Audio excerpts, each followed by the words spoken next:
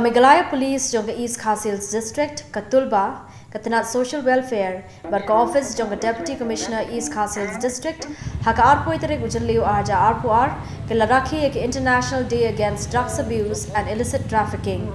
Las dangi gani ka Sngi de ka jingya jeki arshaka na ISBT Moyong, but penkut pat Hamadan Yoring Heb Fire Brigade.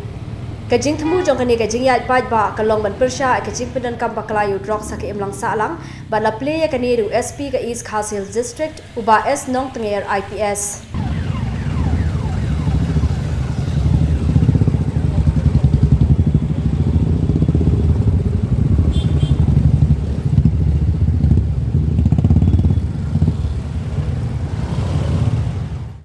Na kalian ka tolba ka ai play ya kani ka East Khasils Police Department kepala syam kini senjam berpelong yang kini ka jengkmi ya ka International Day Against Drug Abuse and Illicit Trafficking ya kini la penbena da ka United Nation nadu khandai spa propinyo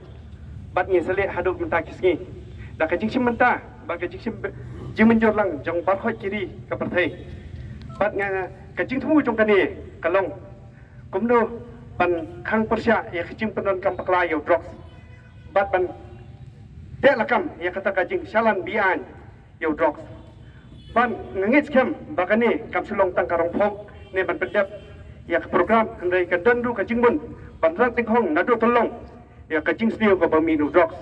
maong bau drugs udai nong shun bakhraw tam ya ki em lang salang upenjot ya ki ying ki long ying long sem Upan kala nong tu ia kena belului tang ban yo thi drugs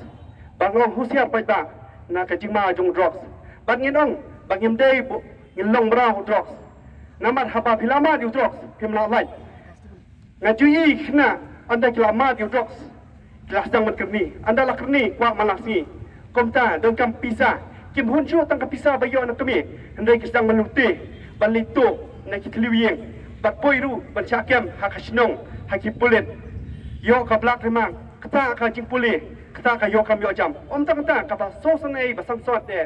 kata saka shong kha shong man na ka jing pang ka ba mi no drugs. And today with the collaboration of this Tulba district administration social welfare department, we have conducted this bike rally to create awareness among the public that everyone should be aware about the bad effect of the drugs. And today our youth, they are very much indulged in this illicit use of this drug abuse, and many of the youth, they have lost their lives, and our society also, many have family destroyed already. And as a series of awareness campaign that will be culminating on 26th of this June, our police department is conducting various awareness programs. This is one of the program in the series, and today we choose this program, and this entire highway you have conducted rally despite the rain. And with police department, we would like to thank the Tulba Bike Association, their president and their secretary, and all the bikers, those who have come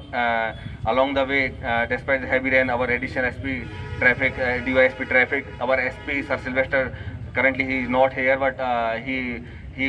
start with the flag. He started the rally, and our particularly Meghalaya and Limekha traffic, those despite the rain, they conducted all the arrangement for a smooth flow of the traffic.